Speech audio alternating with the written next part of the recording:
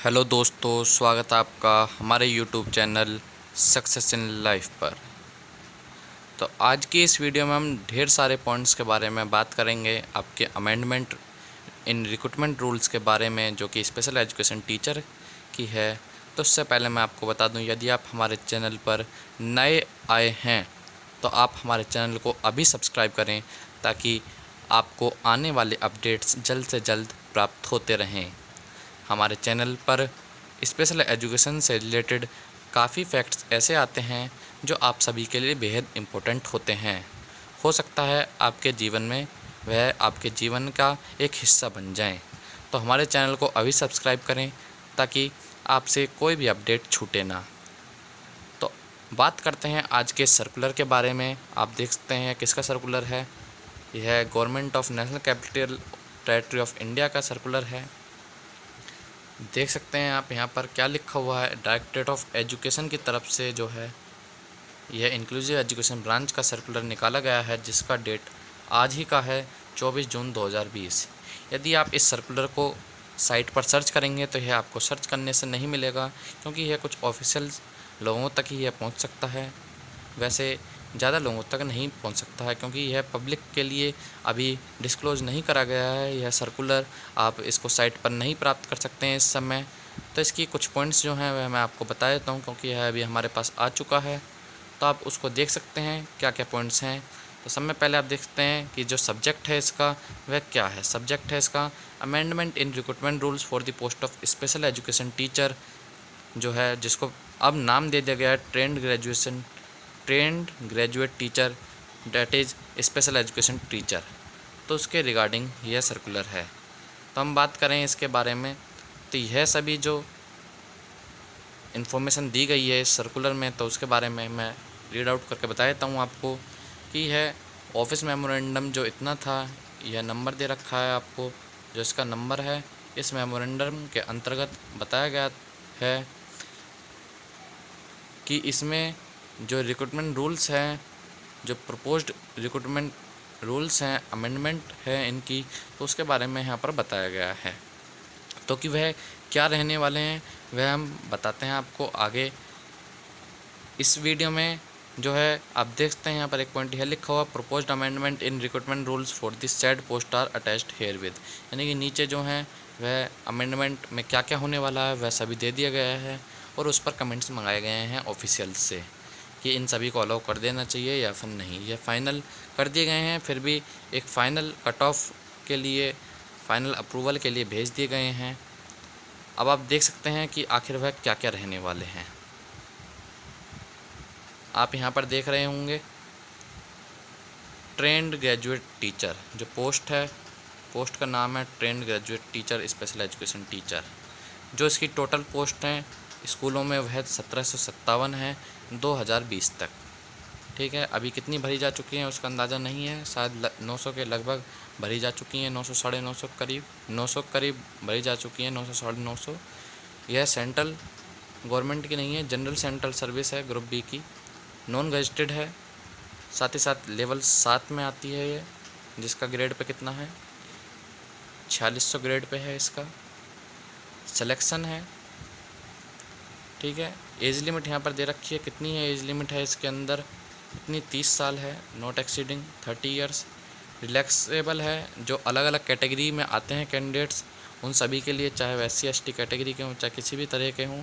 तो आप देखते हैं यह जो अमेंड करे गए हैं अदर क्वालिफिकेशंस के साथ, वह आप यहाँ पर देख सकते हैं बड़े ही ध्यान से, educational and other qualification required for direct recruits. आपने पीछे यदि रूल्स देखे होंगे तो उसमें केवल ग्रेजुएट हो और B.Ed स्पेशल एजुकेशन हो, साथ ही साथ B.Ed हो, किसके साथ B.Ed नॉर्मल हो, किसके साथ B.Ed special education 2 year diploma के साथ।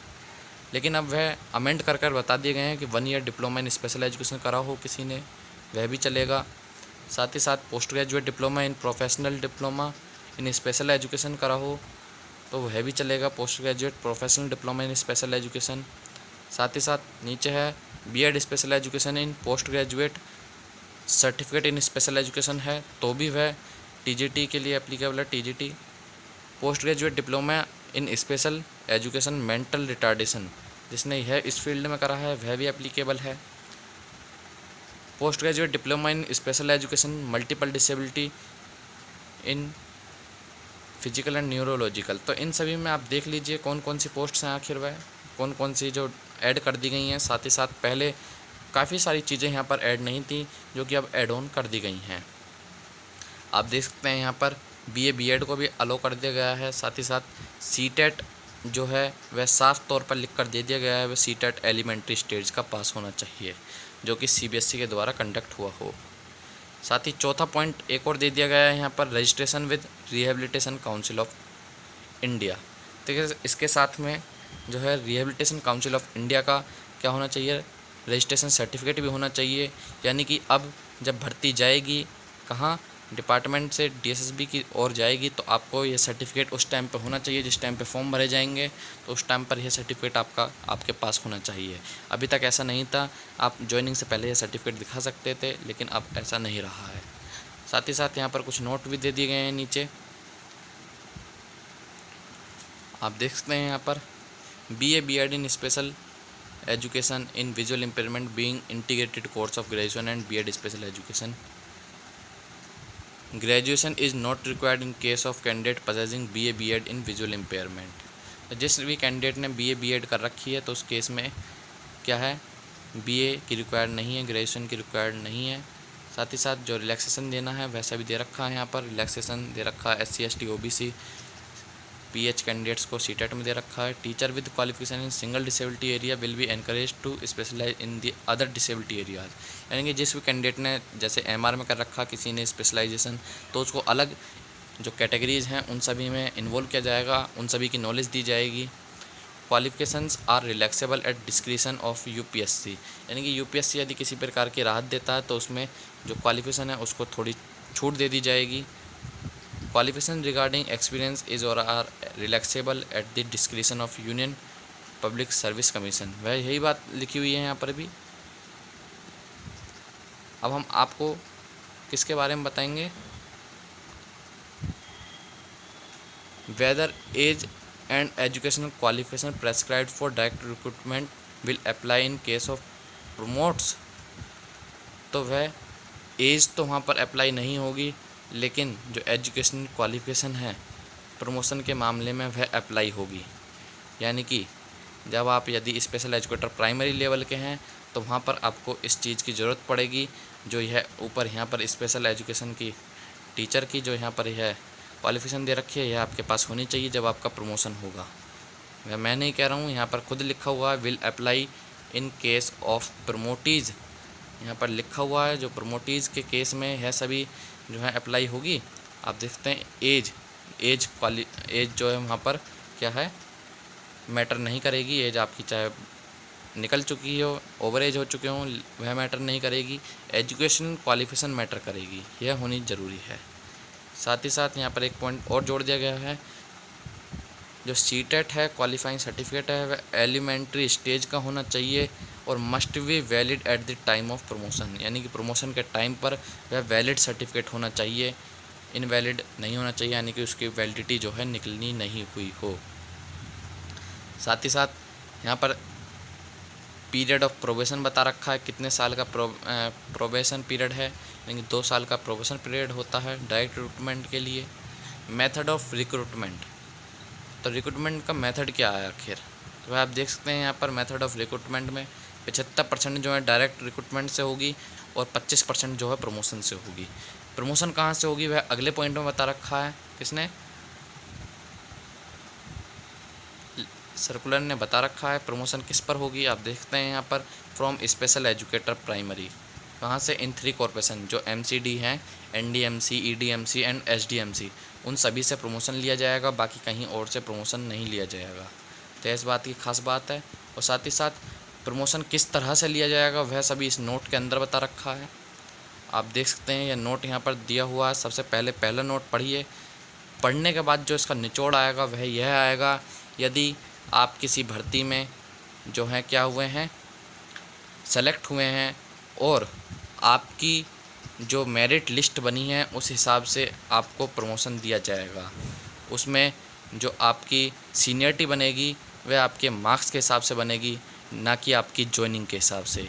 मान लीजिए अभी जो भर्ती हुई थी 2017 वाली, तो उसमें जो लगभग क्या हुए थे, जो ज्वाइनिंग हुई थी वह 15 अगस्त के आसपास से हो गई थी, लेकिन कुछ कैंडिडेट्स ने अभी बाद तक भी ज्वाइन करा है। यानी कि 15 अगस्त को 15 अगस्त तक काफ़ी कैंडिडेट्स ने जो है क्या कर लिया था, ज्वाइन कर लिया था।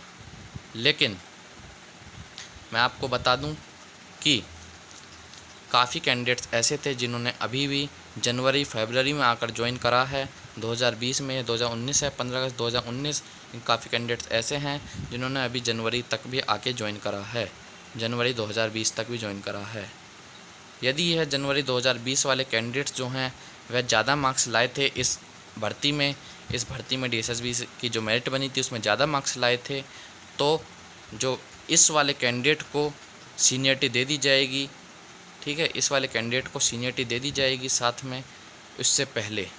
ठीक है, एक कंडीशन लगा दी गई है इसमें, आप इसको ध्यान से पढ़ेंगे तो यहाँ पर लिखा हुआ है कि यह जो अवधि है half of such qualifying eligibility service, यानी कि यदि 2 साल का तो उसने प्रोबेशन पीरियड पूरा कर लिया हो, साथ ही साथ क्या 2.5 साल कम से कम पूरे कर लिए हों उस सर्विस के। क्योंकि यहाँ पर एक जो क्वालिफिकेशन दे रखी है आपको मैं दिखा दूं, वह यह दे रखी है कि with 5 years of regular service in the level, यानी कि 5 साल तक जब आप सर्विस करेंगे तभी आपका प्रमोशन जो है वह हो सकेगा, उससे पहले आपका प्रमोशन नहीं हो सकेगा। प्रमोशन के लिए आपको क्या चाहिए, यहाँ पर प्रमोशन के लिए आपको वह क्वालिफिकेशन भी चाहिए ऊपर की और 5 साल की सर्विस भी चाहिए।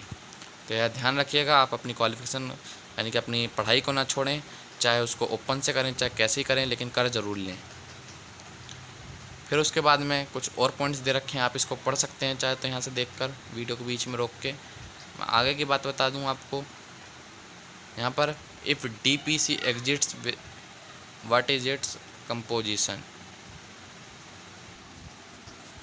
तो यह जो बताई गई है यह उनके बारे में बताई है जिस टाइम पे प्रमोशन होगा, जो पैनल बनेगा वह किस किस का बनेगा, तो वह इन सभी का बनेगा, चेयरपर्सन का, मेंबर्स का, प्रिंसिपल सेक्रेटरी जो हैं, एडिशनल सेक्रेटरी जो हैं, इन सभी का जो पैनल बनेगा वह प्रमोशन को डिसाइड करेगा। और यहाँ पर एक और कॉलम है circumstances in which UPSC is to be consulted in making recruitment. तो आप देखते हैं ये कि UPSC का कब कंसल्ट किया जाएगा, जब भी उसकी ज़रूरत पड़ेगी, जब UPSC नॉट नेसेसरी, यानी कि जो UPSC को उस समय ज़रूरी नहीं है कि आप रिक्रूटमेंट रूल्स को बनाते समय उससे बार बार कंसल्ट किया जाए। तो साथ ही साथ मैं बता दूं, जिन सभी कैंडिडेट्स का अभी प्रमोशन नौकरी लगी है, कब, या तो 2013 वाले बैच की चाहे 2017 वाले बैच की, तो उन सभी का प्रमोशन जो है अब जल्दी होने की उम्मीद है। क्योंकि अब प्रमोशन के लिए जो रूल्स हैं वह अमेंड कर दिए गए हैं स्पेशल एजुकेटर के लिए भी प्राइमरी से, और वह अब जल्द से जल्द हो सकेंगे। 2013 वाले बैच के हो सकता है शुरू भी हो जाएं प्रमोशन होने, क्योंकि 1757 पोस्ट थी और 25% यानी कि 1/4 पोस्ट जो हैं वह डायरेक्ट रिक्रूटमेंट से नहीं है, वह प्रमोशन से हैं, तो वह इन्हीं के थ्रू भरी जाएंगी। और अब हो सकता है जो अब लिस्ट निकल के आए वह किसकी हो, स्पेशल एजुकेटर्स की हो, प्राइमरी वालों की, ताकि उन सभी को अब प्रमोशन के ज़रिए TGT बना दिया जाए, स्पेशल जो डायरेक्टरेट ऑफ एजुकेशन है दिल्ली का उसके अंदर। तो इसके साथ जुड़े रहें हमारे साथ, धन्यवाद।